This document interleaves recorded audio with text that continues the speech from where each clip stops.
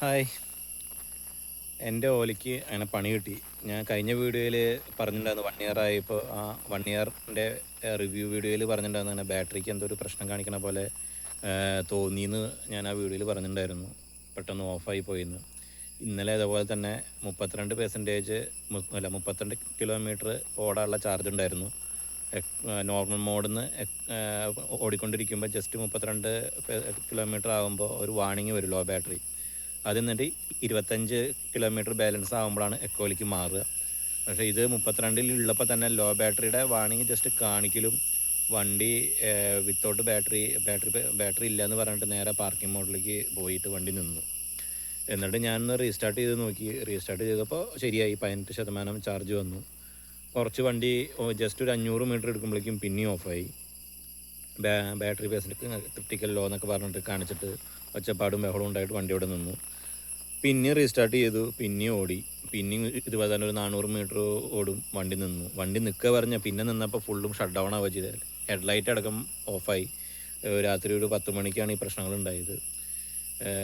ദൈവം സഹായിച്ച് വീടിൻ്റെ ഒരു 4 കിലോമീറ്റർ ചുറ്റളവിൽ വന്നപ്പോഴാണ് സാധനം ഓഫായത്. ഭാഗ്യത്തിന് ഞാൻ ചാർജ് ചെയ്തായിരുന്നു. എക്കോയിൽ ഓടിയിട്ട് വരാമെന്ന് വിചാരിച്ചു. എന്തോ ഒരു ഇതിന് ഞാൻ ചാർജ് ചെയ്തു, മഴയുണ്ടായിരുന്നു. എന്നാലും വണ്ടി നിന്നു. അത് കഴിഞ്ഞിട്ട് വേറെ സ്ഥലത്ത് കയറ്റി വെച്ചു കംപ്ലൈൻറ്റ്. എന്നിട്ട് ഇന്നലെ രാത്രി ഒരു 10 മണിയാകുമ്പോൾ 10-10:30 ആകുമ്പോൾ രജിസ്റ്റർ ചെയ്തു. അത് കഴിഞ്ഞിട്ട് ഇപ്പോൾ എന്നിട്ട് അവിടെ നിന്ന് ഒന്ന് ചാർജ് ചെയ്തിട്ട് കുറച്ച് ഏകദേശം ഒരു 1 അവർ ചാർജിങ്ങിൽ ഇട്ടപ്പോഴാണ് ഒരു 12% ചാർജ് കയറിയത്. എന്നിട്ട് ഇപ്പോൾ ഞാൻ വീട്ടിൽ കൊണ്ടുവന്ന് വെച്ചു, വണ്ടി സേഫായിട്ട് വെച്ചു. അത് സേഫ് അല്ലായിരുന്നു, റോഡിൻ്റെ സൈഡിലൊക്കെ ആയിരുന്നു. അതുകൊണ്ട് ഉരുന്തിയിട്ട് വേറെ വീട്ടിൽ കയറ്റി ചാർജ് ചെയ്തിട്ടാണ് ഇപ്പോൾ കൊണ്ടുവന്ന് വെച്ചത്.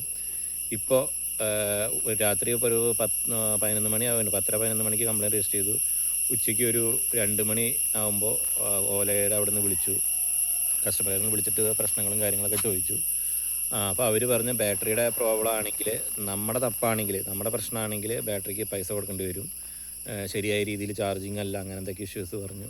അങ്ങനെയാണെങ്കിൽ നമ്മൾ പേ ചെയ്യേണ്ടി വരും. അവരുടെ ഭാഗത്തുള്ള പ്രശ്നമാണെങ്കിൽ ബാറ്ററി റീപ്ലേസ് ചെയ്യുന്നൊക്കെയാണ് പറഞ്ഞിട്ട് എടുത്തുകൊണ്ട് പോകുന്നൊക്കെയാണ് പറഞ്ഞത്. പാലക്കാട് ഒറ്റപ്പാലത്ത് സർവീസ് സെൻറ്റർ പുതിയത് സ്റ്റാർട്ട് ചെയ്തിട്ടുണ്ട്, അങ്ങോട്ടാണെന്നാണ് പറഞ്ഞത്. വണ്ടി വന്നിട്ടില്ല. പിന്നെ ഓല കെയർ പ്ലസ് കാര്യങ്ങളൊക്കെ ഉണ്ട്, അതുകൊണ്ട് അത് ഫ്രീ ആണ്.